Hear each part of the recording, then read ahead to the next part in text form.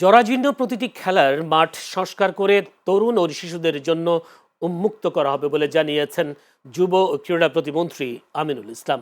আজ রাজধানীর লালবাগের প্রয়াত দেলোয়ার হোসেন খেলার মাঠ পরিদর্শনে এসে এই কথা বলেন তিনি।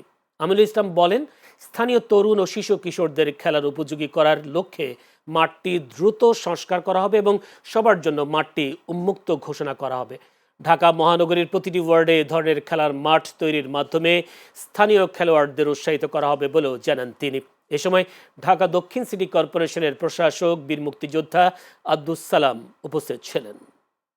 জি জি যেখানে কোনো ভাড়া দেওয়া না, জি এটা ওপেন থাকবে, উন্মুক্ত থাকবে। আজকের পর থেকে এখানে কোনো ভাড়ার বিনিময়ে আর কখনোই কোনো মাঠ বরাদ্দ দেওয়া হবে না।